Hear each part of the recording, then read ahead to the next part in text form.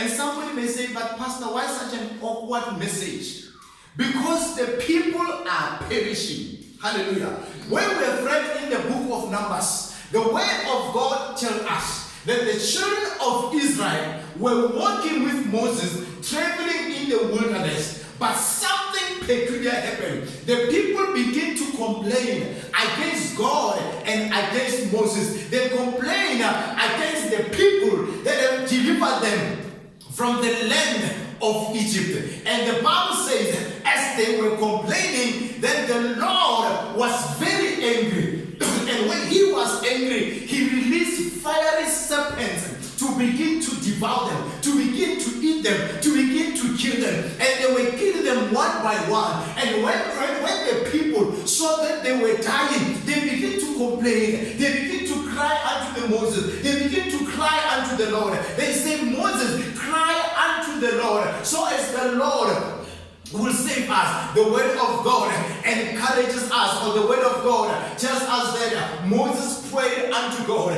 And when Moses prayed to God, God told Moses that I am tired with these people because of their sins, because of their complaints. I am very tired with the children of Israelites. But I've got a plan, Moses. I've got a plan that I can give you. Go and create a snake of bronze, or a serpent of bronze, and lift it up on a pole, and whoever shall look upon the pole, upon the snake that is lifted up in the wilderness, shall be saved.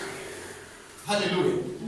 Shall be saved. Ladies and gentlemen, there is a spirit of rebellion that is ruling the people today. There is a spirit in the life of people that is speaking against God, that is speaking against salvation of God. The word of God says that Jesus, the same way that the snake was lifted in the wilderness, Jesus Christ was lifted in Golgotha. Ladies and gentlemen, yes, there were people who are perishing. There are people today who are perishing, but the plan of salvation is there. Amen. When we read in the book of Numbers 21 verse 9, I remember when I was studying this word, I begin to ask myself, but God is powerful. Why didn't God just send an angel and just stop all the snakes from biting them? Or why didn't God say to Moses, take a rod and kill all the snakes? But what God did was a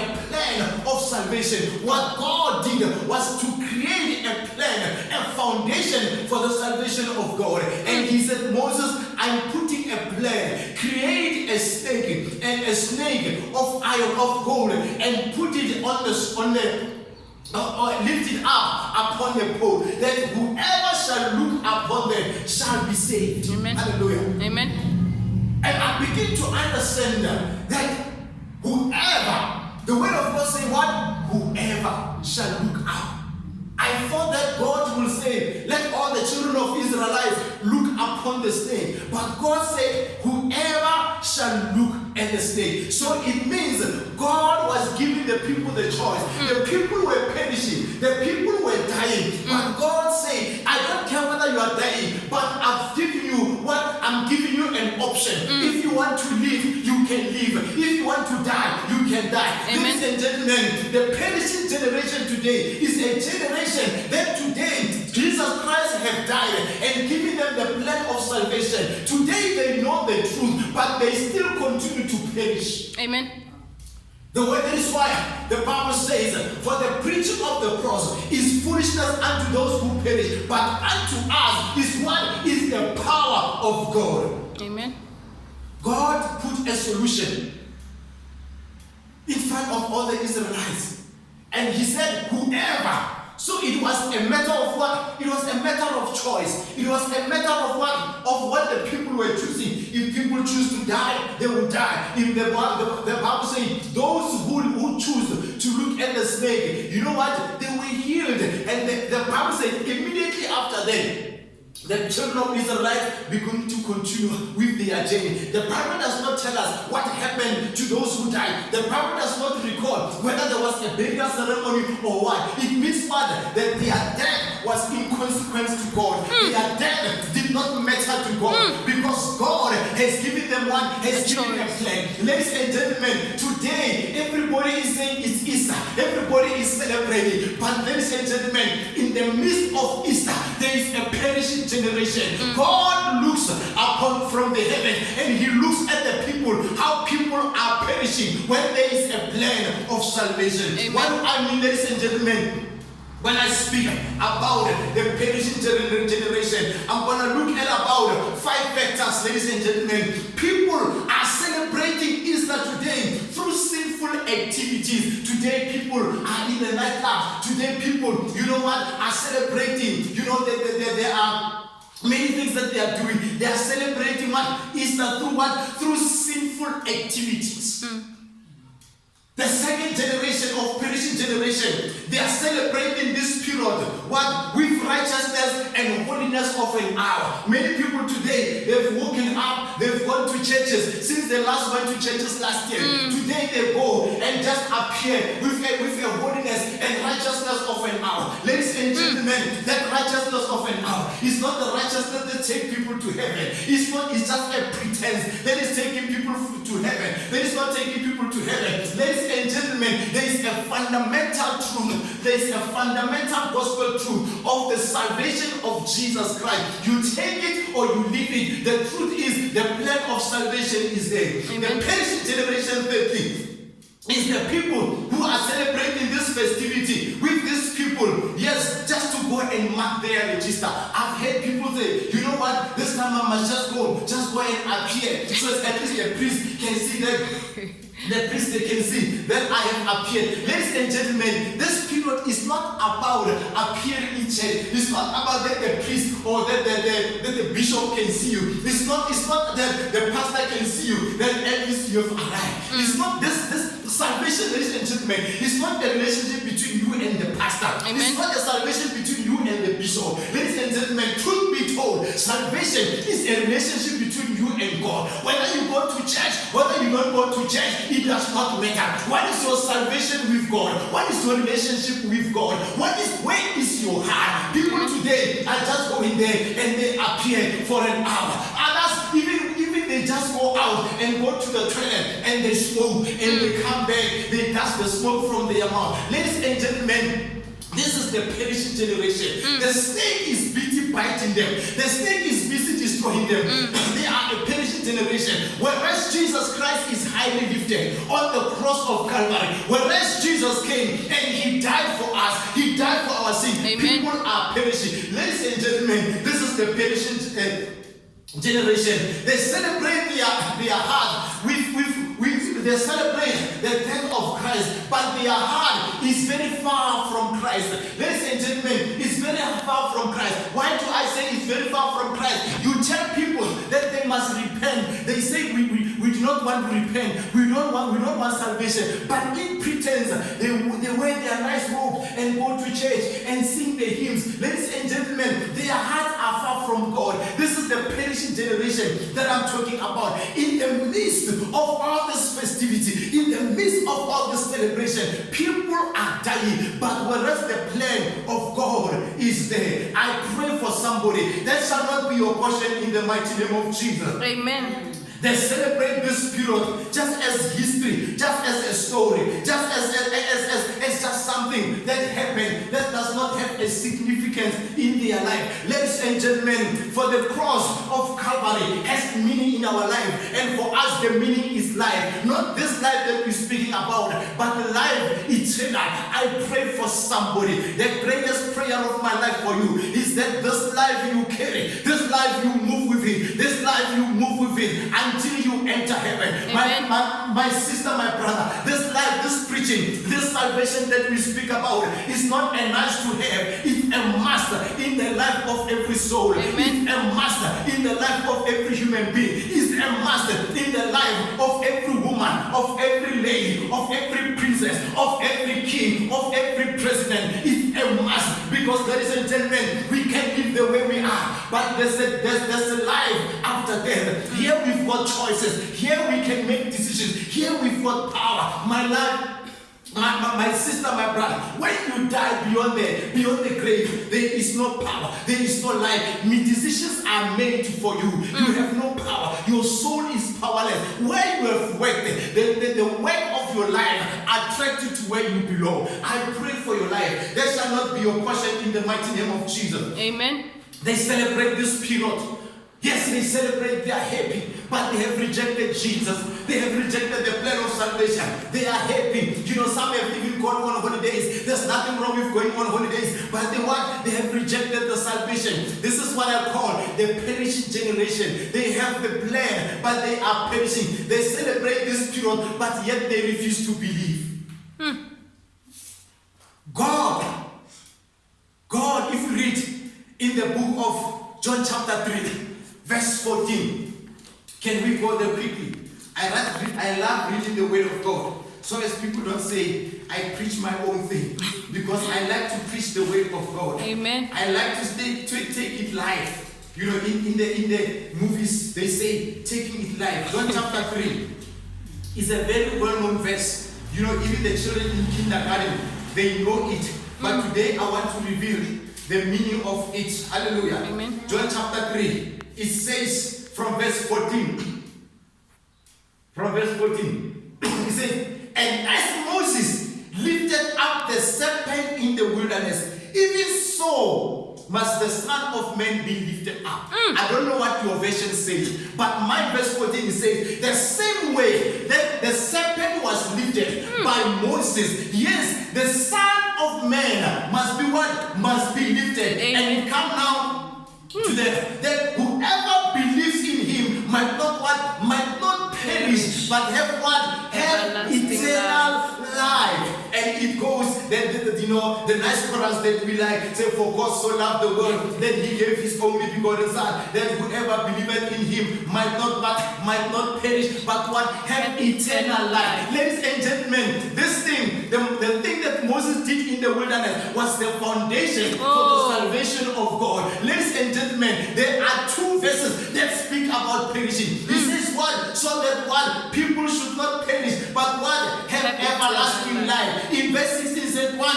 that they should not perish, but have what? Have everlasting life. We live in the world, we live in the era where people are perishing, but people don't care with their life. People don't care with their soul. What? Because the enemy has blindfolded them. I pray for your life, that the enemy will not blindfold your life in the mighty name of Jesus. Amen. The enemy will not blindfold your life in the mighty name of Jesus. Amen. The Bible does not say Jesus Christ came and he died for everybody so that everybody can have eternal life. He said, whosoever believes, whosoever believes. Ladies and gentlemen, if you don't believe, you don't have eternal life, period. You are part of the perishing generation. You are part of the generation that is destroyed. Ladies and gentlemen, hell is real and heaven is real. I pray for your life today. I always preach and say, the greatest deliverance that you can have. We can pray for you and cast demons. We can pray for you and you got tenders. But my greatest prayer and my greatest deliverance for you is that you make heaven. Amen. Hallelujah. Amen. Heaven is by choice. Heaven is by choice. Eternal life is by choice. You choose whether you want to be part of the perishing generation or you want to be part of the generation of eternal life. That is why when we read in the book of Joshua gathered the whole children of Israel and he said, today I want you to choose. So it was by choice. He said, choose you today whom you want to serve. Do you want to serve the God of Egypt? Do you want to serve your God that you've done in the wilderness? Or do you want to serve the God, the living God? But he said, let me tell you, before, while you are pondering, while you are thinking about it, for me, I have decided that as for me and my house, we will serve the Lord. Ladies and gentlemen, from the beginning of the world until now, God gave people the free will of choice. Amen. Salvation is not by force. No one is going to put a gun in your head and say you must believe in Christ. Nobody. But it's a choice that you make. But the choice that you make is the choice that is going to determine your eternal life. Hallelujah. Amen. Is the choice that is going to determine what? Your eternal life. You can choose not to serve God, or you can choose to serve God. It is between you. There are two different categories. There are three different categories. People who have choose or they choose not to serve God. This part of the perishing generation. There are people who choose to serve God, but but they don't serve him sincerity. In the last day we used to say, like one leg is in the world and one leg is in God. You don't even people, they're just confused to say, are you born again today? You are born again today. Tomorrow you are not born again. What kind of life? This is part of the perishing generation. And we've got a generation that is absolutely, whose life is steadfast in God. I pray for somebody today that you will choose to live a life that is steadfast in God. Shout amen with me, somebody. Amen. Shout amen with me, somebody. Amen. When we read in the book of 1 Peter, chapter 5, verse 8, if you go there, you can read it.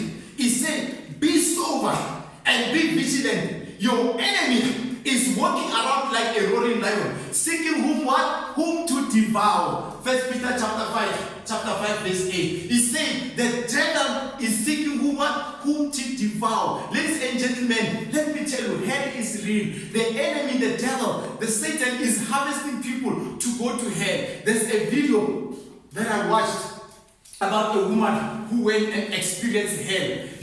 She said when she experienced hell, she went there, she saw all kinds of categories, all types of departments of hell. And Jesus Christ was showing as they were walking, the people were crying day and night. They say, oh Jesus, had we known that what was preached is the truth, have we known that what was preached about you is the truth, we should have accepted. But Jesus, we are here, we've been here for long, no one is caring for us, no one is looking upon us, no one is helping us, we are thirsty, we are burning day and night.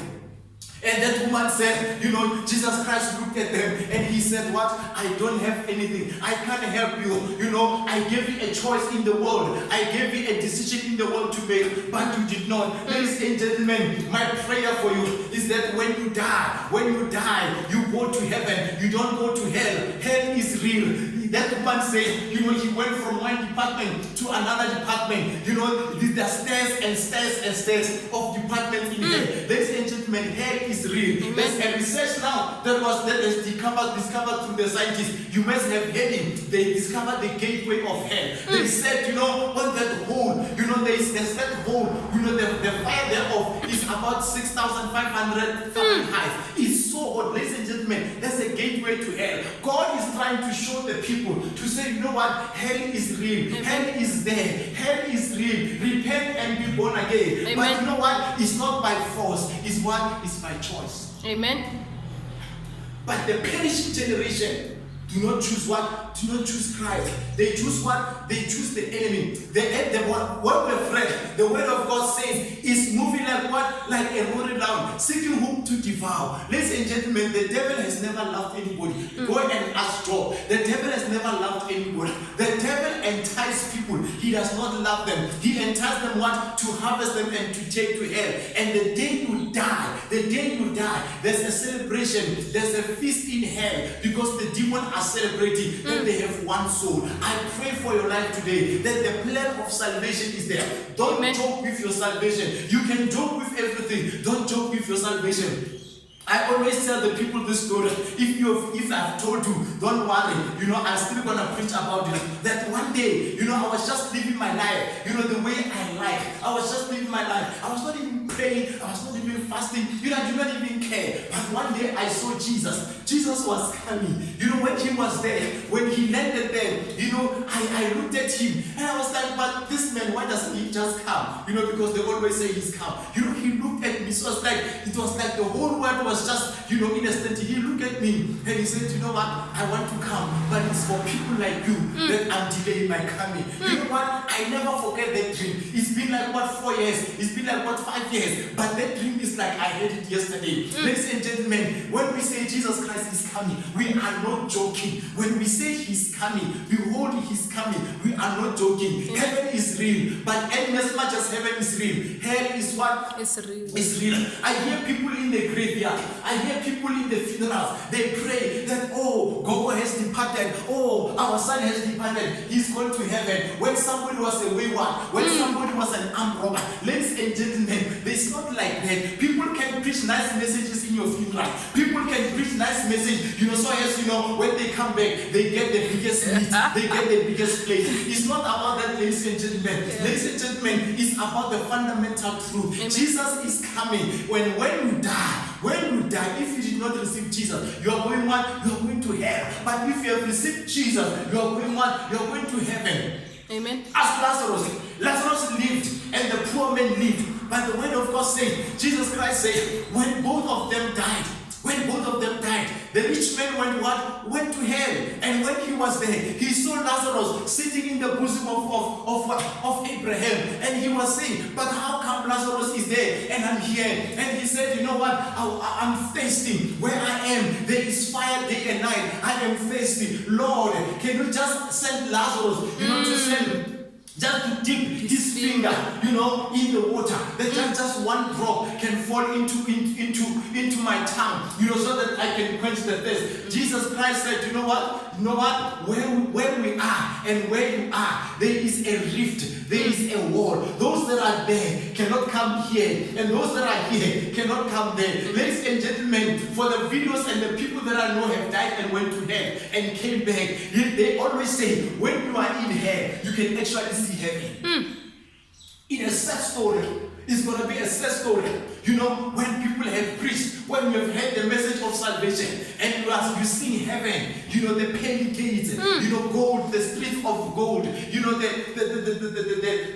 seat and the chairs, the mansion, and people, that you have lived with, people that you used to go to church with, are in heaven, but you are in hell. Ladies and gentlemen, I pray that you shall not be a part of the generation of the perishing generation. Amen. I pray for somebody today that your salvation shall be real in the mighty name of Jesus. Amen. If we read the book of 2 Corinthians chapter 2 verse 4, it tells us that the gospel of Jesus Christ is what is veiled, is concealed to those who are perishing.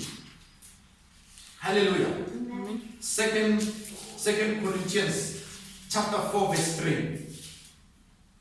Hallelujah. 2 Corinthians chapter 4 verse 3. Are you there? Amen. Are you there, brethren? Amen. Let me read it from my version. It says, but even if our gospel is veiled, it is veiled to those who are what? Who are perishing. Who are perishing. What does it mean that it is veiled? Because the enemy covers the minds of the people not to see the gospel. He tells them that no, this gospel that they are preaching, is the white man's thing. This gospel that they are preaching, the white man came and he's deceiving you. Ladies and gentlemen, the Bible says the devil has been the deceiver. He has been a liar from the beginning. Amen. So the devil is coming and he's lying to people. He said, no, this is just a story. You can choose to look at this as just a story, or you can choose to look at it as power. But for us, what is the power of the living God? Amen. He says what? The gospel is concealed, is veiled to those who are perishing. It means they are blinded. It means they are blind. They cannot see the truth. It means they do not believe in the Christ because they are what? They are a perishing generation. But I've got the gospel news today. I've got the good news today that for God so loved the world that he gave his only begotten Son, that whosoever believeth in him might not perish but have everlasting life. I want to encourage you today that continue to believe in him. Yes. Continue to believe in him that you may not perish but have everlasting life. Amen. Continue to believe in him. Continue to trust in him so that what? You may not perish but have what? Have everlasting life. I'm not going to preach for long today. Can we go to Isaiah chapter 14 verse 9? Hallelujah. Amen. Isaiah chapter 14 verse 9. It says, hell from beneath is excited about you. Ladies and gentlemen, when people die, Hell is excited. Hell celebrate.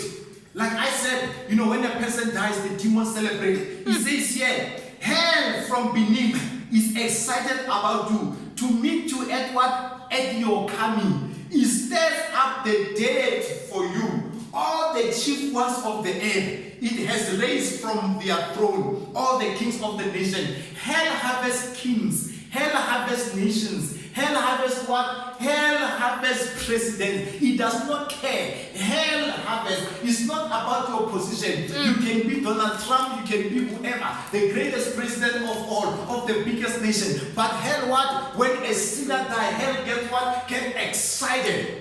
Amen. About it. But I pray that shall not be your portion in the name of Jesus. Amen. The verse 10 is saying, they all speak and saying, have you also become as weak as you are? Have you also become like us?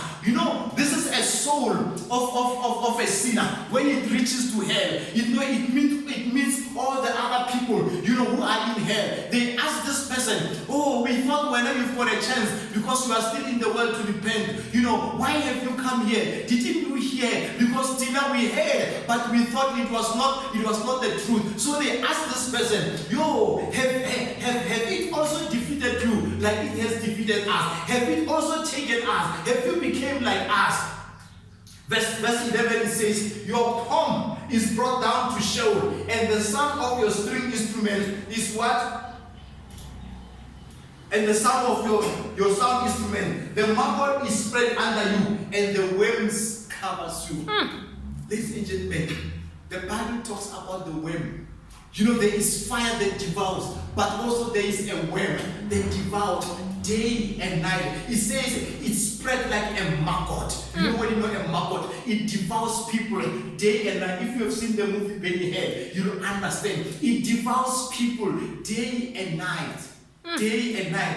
Can I shock you? Somebody was trying to understand what is eternity. People sometimes they say, no, it's over 2,000 years. Ladies and gentlemen, think of a seashore. Do you know how big the seashore is? If I want to explain eternity to you, the eternity is like that time, when a bird take one sand from the ocean and deliver it to another planet every day. By the time that bird finishes to take that sand, it is like how it defines eternity. How long will it take? I don't know. But there is eternity. One day, one grain of sand, it takes and take away. Tomorrow it comes. By the time it finishes that, that's eternity. How it's gonna be?